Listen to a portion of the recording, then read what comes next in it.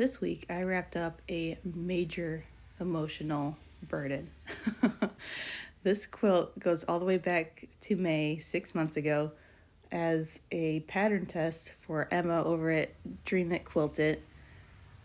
I also signed up for another quilt that I never even had started. Life just hit really hard in May with a bad storm that hit our house.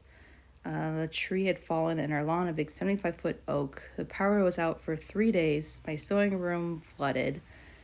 And after we started to piece things together after that, we went out for my first Mother's Day brunch. And my household got COVID, and my son had a hard time with it. It turned out okay in the end. Everyone healed, and it was fine. But it was a major disruption.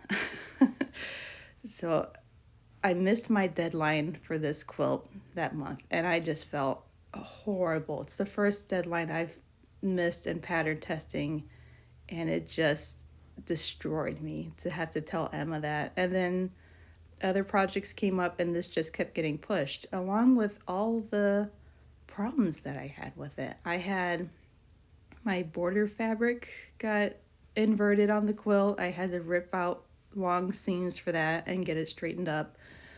My backing was this bed sheet that I had to piece together, and it would fray up really bad. I ended up doing this seam on the wrong side. I didn't do it on the satin side. I did it on the dusty side, and I just lived with that because it was a zigzag seam, and I was like, you know what, it's just gonna have to fit the vibe. And then I got the quilt top finally all put together and with the borders on, and there was a block rotated wrong, and I could see it. People told me it wasn't bad, but it was glaring to me. I ripped it out and I fixed the block, but I lost some star points. Ugh. So I don't know if I made it worse or better at that point, but I got through that. And then my batting was a little short, so I did short batting's fine. That's like the most fixable thing. You just get another strip and you do a zigzag stitch and attach it. That was fine. But then as I was trying to sandwich this quilt together, I kept just making it crooked. I was trying to use my quilting frame to do the basting because this quilt was too big to use the space that I usually use for quilting. And I put it on crooked so the backing didn't reach the corners. And then I redid it, and it was crooked again. And then I redid the basting and found out that the backing seam was on the outside. I didn't put the backing on the right way. So I basted it a fourth time. And then I picked a quilting pattern that was way too ambitious. It was way too much. It wasn't sustainable.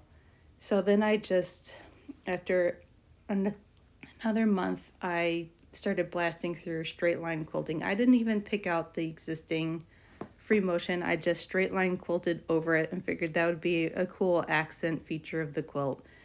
I had puckers on the front. I had major puckers on the back because I didn't have enough basting pins for this quilt at the time, and I ordered more thinking I would remember to add more pins to it, and I didn't.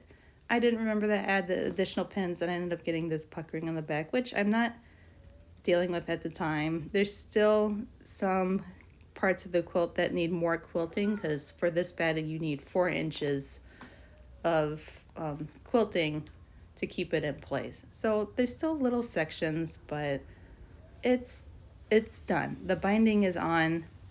It's on the bed, and I love it in this room and in this space. I think it's beautiful, and it feels so good to have this quilt done. So I hope you enjoy it too, and if you're ever a guest in my home, I hope that you are warm and snuggly and your sleep is very sound. So, all right. Thanks for watching.